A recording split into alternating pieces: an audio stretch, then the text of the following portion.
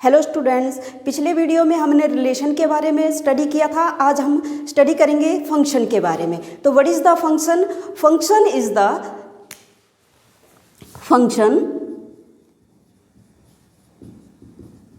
Is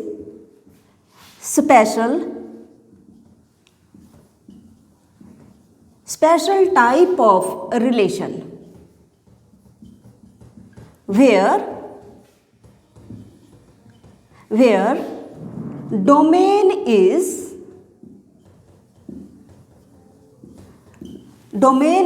not repeated. Okay जैसे मान लो हमारे पास रिलेशन दिया है 1 2 2 4 3 5, ठीक है। तो ये हमारे पास 1 2 3 ये जो है इस टाइप के, इसे हम कहेंगे फंक्शन। ओके अगर हमारे पास जैसे मान लो कि हमारे पास दिया है 1 2 एंड 1 3, ठीक है। तो यहाँ पे डोमेन जो है रिपीट हो जा रही है, 1 1 आ जा रहा है, तो ये जो है हमारा जो है ये फंक्शन नहीं होगा। ओके तो इसे हम डिफाइन कैसे करेंगे? Define a function is defined from set A to set B, ठीक है। is mapping which maps each and every element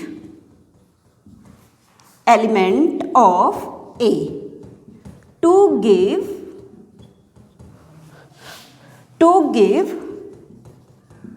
unique element of set B। Okay जैसे हम एरो डायग्राम से देख लेते हैं कि जैसे मान लो हमारे पास सेट ए दिया है जिसके हमारे पास एलिमेंट हैं ए बी सी डी, और बी सेट के एलिमेंट हैं 1 2 3 4 5 6। ओके तो ये हमारा फंक्शन है,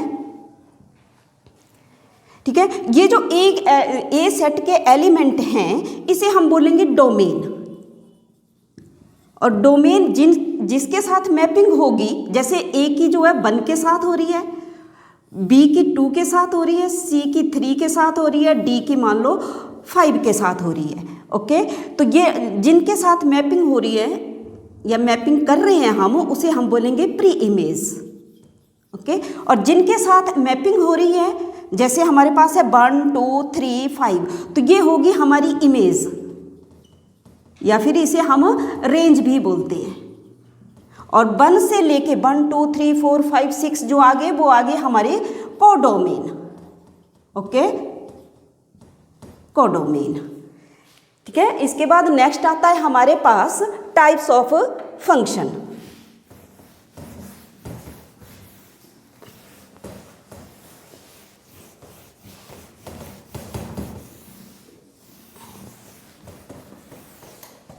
types of function.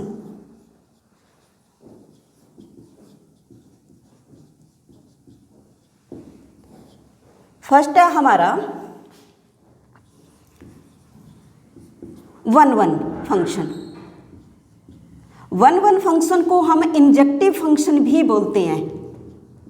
Injective function भी बोलते हैं। इसको हम एरो डायग्राम से देखिए कैसे करेंगे। ये ए है, ए सेट है, ये बी सेट है। ए सेट के अंदर मान लो हमारे पास है A B C D element है, बी के अंदर है 1 2 3 4, ठीक है।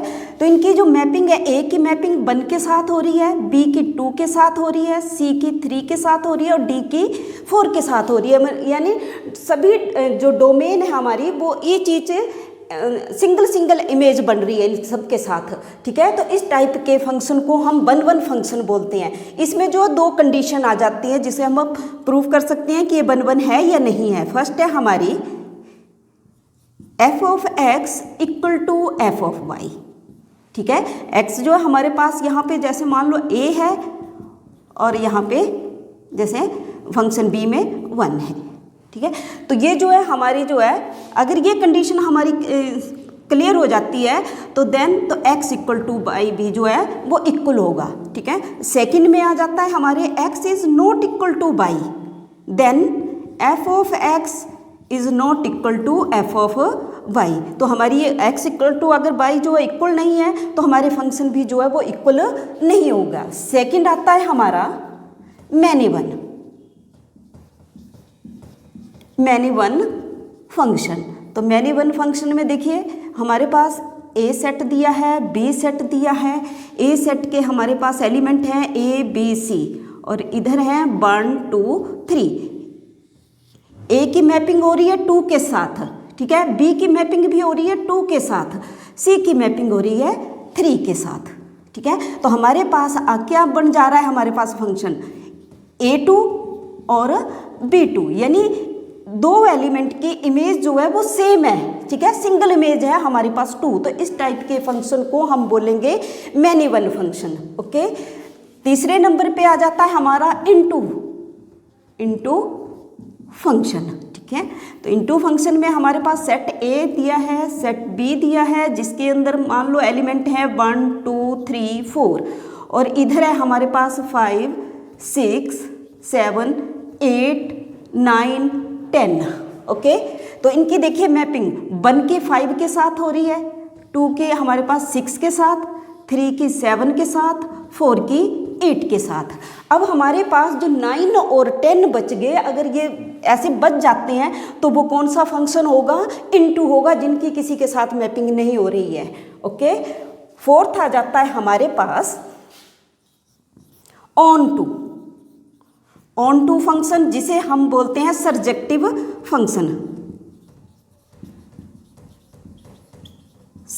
फंक्शन। ठीक है, कि जैसे ए सेट के दिए हैं हमारे पास 1 2 3 4 और बी सेट के एलिमेंट दिए हैं 6 7 8 एंड 9। जैसे 1 की मैपिंग हो रही है 8 के साथ, 2 की हो रही है 7 के साथ, 3 की हो रही है 6 के साथ, 4 की हो रही है 9 के साथ। तो यहाँ पे कोई भी ऐसा एलिमेंट नहीं बचा है बी में कि जिसके साथ मैपिंग नहीं हो रही है, कोई इमेज नहीं बन रही है, पूरी बन रही है, पूरे हैं आपके पास। तो इस टाइप के फंक्शन को हम बोलेंगे ऑन टू फंक्शन। ठीक है, लास्ट में आता है हमारे पास 1 फंक्शन प्लस ऑन टू, इसको हम बोलते हैं injective function. Okay, injective function. ठीक है, तो इसमें आगे एक के आगे हमारे पास ए बी सी डी और बी के आगे जैसे मान लो 1 2 3 4। इसमें जो है हमारी 1 वाली कंडीशन क्लियर होनी चाहिए और साथ में ऑन टू वाली भी होनी चाहिए कि 1 में सबके साथ हमारी मैपिंग होनी चाहिए। ठीक है, कि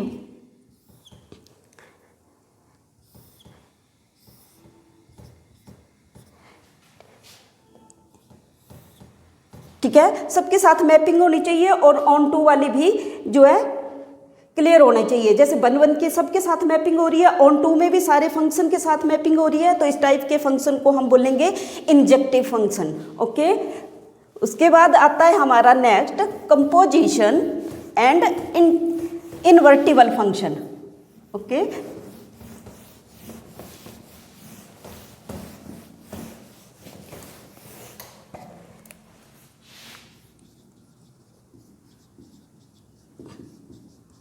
composition and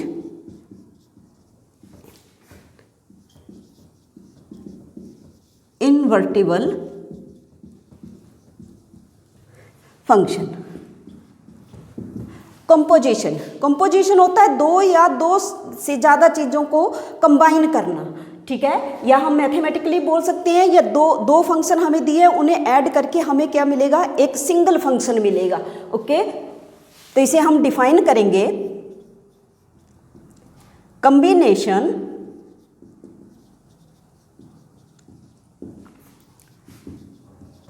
to function to form single function. Okay, कि जैसे हम एरो डायग्राम से देख लेते हैं कि हमारे पास ए सेट दिया है, बी सेट दिया है और सी सेट दिया हुआ है। तो हम यहाँ से चलेंगे बी को तो बी मिलेगा, और बी से आएंगे तो हमें सी मिलेगा, और डायरेक्टली अगर हम ए से सी तक पहुँचेंगे तो हमें क्या मिल जाएगा, GOF। मान लो कि ए से बी तक जो एफ फंक्शन है, बी से सी जो है वो जी फंक्शन है, तो हमें गोफ मिल जाएगा। गोफ मीन्स जैसे मान लो एक फंक्शन fx है, दूसरा हमारे पास gx है, इन दोनों को हम ऐड करते हैं तो हमें एक फंक्शन मिल जाएगा, और वो होगा GOF या फिर FOG। ठीक है, गोफ में कि g के अंदर जो है हम f फंक्शन की वैल्यू पुट करेंगे, ठीक है, GF(x) इस टाइप से, और फोग मीन्स f के अंदर जो है हम gx की वैल्यू पुट करेंगे। ठीक है, जैसे इसके लिए हम एक एग्जाम्पल लेते हैं, एग्जाम्पल के तौर पे क्वेश्चन कर लेते हैं हम। जैसे मान लो हमारे पास क्वेश्चन है, late f such that 1 3 4 into 1 2 5 and g such that 1 2 5 into 1 3 v given by f function के जो है वो पेयर दिए हमारे पास 1 2 3 5 4 1, एंड जी फंक्शन के पेयर दिए हमारे पास 1 3 2 3 एंड 5 1। राइट GOF गोफ एंड फोग। ठीक है, तो हम एरो डायग्राम से देख लेते हैं। हमारे पास पहले क्वेश्चन समझिए कि एफ में 1 3 4 पुट करने पर हमें रिजल्ट मिलेगा 1 2 5, और जी फंक्शन में 1 2 5 पुट करने पर हमें मिलेगा 1 3, और इसके पेयर दिए हैं फंक्शन एफ के फंक्शन के 1 2 3 5 और 4 1। जी के पेयर्स हैं 1 3 2 3 एंड 5 1। ठीक है, तो इसके हमें सेट ए ले लिया, इसमें आगे 1 3 4, रिजल्ट आएगा हमारे पास 1 2 5। अब देखिए पेयर 1 का पेयर जो मैपिंग हो रही है वो 2 के साथ हो रही है। ठीक है, 3 की मैपिंग जो है वो 5 के साथ हो रही है, 4 की जो है वो 1 के साथ हो रही है। यहाँ पे हम लिखेंगे फंक्शन f, और यहाँ आ जाएगा हमारा फंक्शन g। तो g के हैं हमारे पास 1 2 5 पुट करेंगे तो हमें रिजल्ट मिलेगा 1 और 3। तो देखिए पेयर 1 का पेयर जो है वो 3 के साथ है, और 2 की जो मैपिंग हो रही है वो भी 3 के साथ ही हो रही है, और 5 की हो रही है 1 के साथ। ठीक है, तो हमने निकालना है, फाइंड आउट करना है GOF। GOF को हम लिख सकते हैं GF(x). ठीक है, यहाँ पे हम जो है लिखते चलेंगे कि क्या क्या आएगा हमारे पास। देखिए g के अंदर fx कितना है, x कितना है हमारे पास 1 है। ठीक है, और f(1) की मैपिंग हो रही है 2 की, तो g2 आ जाएगा, और यहाँ g2 की मैपिंग हो रही है 3। तो देखिए जब मैंने 1 पुट किया तो मुझे क्या रिजल्ट मिला, 3 रिजल्ट मिला। ठीक है, तो इसके गोफ क्या बन गया 1 और 3।